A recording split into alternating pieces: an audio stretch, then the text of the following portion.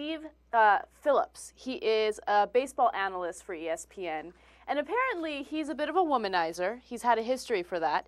But he's been slammed with a scandal involving a 22-year-old production assistant. That's the woman there. Her name is Brooke Hadley. Hundley. I'm gonna go with Hundley. Now, here's the situation. I'm gonna skip to the biggest issue here, because on this show we keep it real. First, I read the headline. You know, he sleeps with a 22-year-old intern, and I thought, oh, that's interesting. Way to go, Steve Phillips. And then you see the picture, and you're like, yeah, I'm not sure I'd have gone in that direction. Man, all of you guys here at work think alike. It's amazing. Okay, the guys couldn't hold back. We had a little private discussion about this story before we started the segment. She looks like a big hitter there. You were terrible. Well, I didn't. Look, what do you mean? I mean, she looks like she's in a good batting stance. What do you mean? Okay. I don't think she's that bad. I think she's a little frumpy, okay, but I don't think she's hopeless. I think it's mean to pick on her looks. That's right. All right?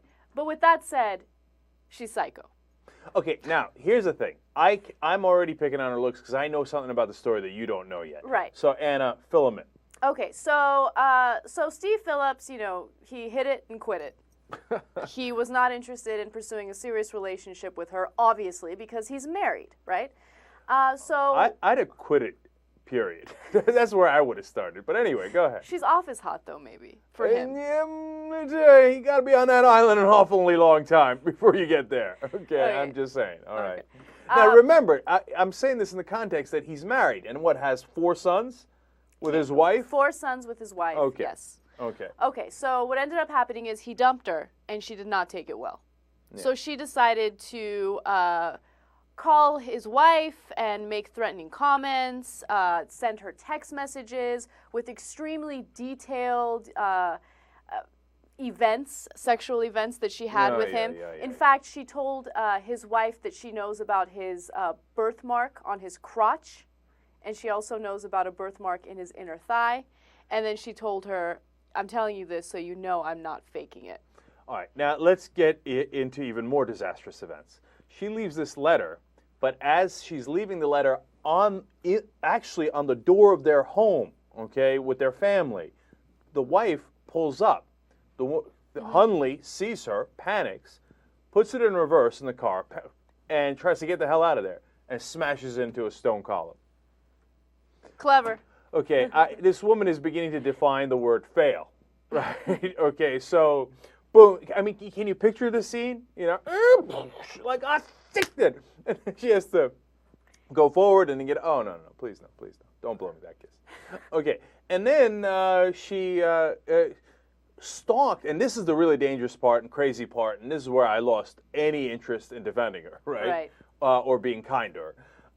The son, the 16-year-old son, pretends that she's going to high school with him, says, oh, I overheard in a baseball game that your dad is sleeping with somebody else and he's going to leave your mom, and he starts calling the mom your dad's baby mama. Right. Even though they've been married all this time and have 4 kids together, etc.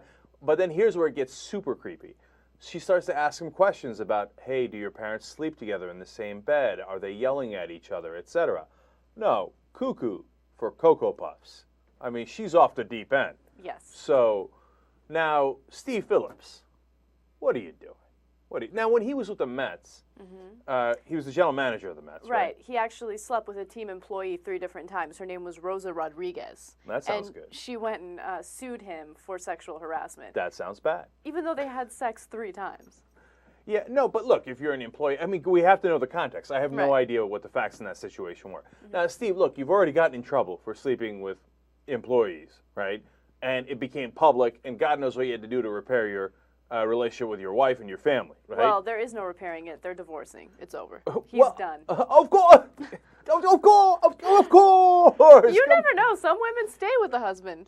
Not after this. I mean, come on. Look, if I'm the wife, look, let me ask you this. If you're the wife, and this clown did it again, got caught again, got all over the papers again, right? And it's with a 22-year-old intern, and she turns out to be a psycho, but I'm going to keep it real here, and she turns out to be a little questionable in the looks department, wouldn't you be offended? Would I be offended? Is that even a question? First of all, I'd be devastated, and I would want to physically harm him. Like, there's no... Like, as long as we're keeping it real, right? Okay, no, but my point is, look, I'm trying to be too polite about it. Okay. The fact that she's not good looking, wouldn't that further offend you? Like, you No. hooked up with that girl instead of me? Apparently his wife is super hot.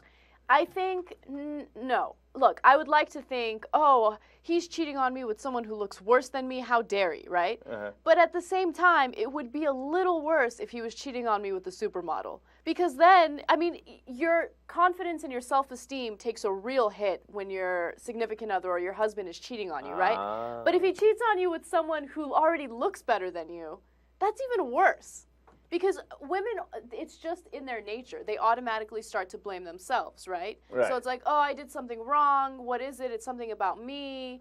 And then you see this, model-esque woman, and you feel a million times worse. So now you're saying when you see her, if you're the wife, you're thinking, well, it wasn't me. Yeah. My husband's just got fail written all over him. It's his clown ass, not me, right? Yeah. All right, that's interesting logic. I can back that logic. Yeah, and it's bad either way. It's really hard to differentiate. The flip side is, from a guy's perspective, this is really interesting. If my significant other were to cheat on me, right, and I see that the dude is like Jesus Luz, the guy with Madonna, like a statue, like you're like, well, I can see it because I ain't that. Okay, I got other gifts, but that ain't it, right? Right. But that's going to hurt your self-esteem even worse. No, I don't think so. I think that makes sense. At least it was a logical hit. Okay, but if she cheats on me with like some frumpy, bald 40-year-old dude, I'd be like, whoa, what's happening here? Okay, see, that's messed up because you're telling me I can't compete with that schlep? No, we got an issue in America. Yeah, but for men it's different because we already know that... That's awesome. Oh, she cheated on me with Salman? I said, oh, no, baby, no, not that. Not that. I couldn't take that. No, it'd be over. Then I'd pull an Anna and say, you're done. You're done. You're done. It's over. Yeah. Yeah, I don't know. You know what? Either way, it's terrible because I could see what you're saying. It's going to hurt the woman's self-esteem either way. Because if it's a terrible-looking woman, you're thinking, does he think that she's better looking than me? Am I really not as good as that? But if it is an attractive woman, then oh my God, she's more attractive than me. Right. But with guys, it's not that the woman that he's cheating with is more attractive. It's just that she's different. That's how we're built. It sucks, but it's true. From my perspective, it's Blair Underwood. I go, well, at least I see it. You know what I'm saying? And so, but hey, don't get encouraged. I'm just saying.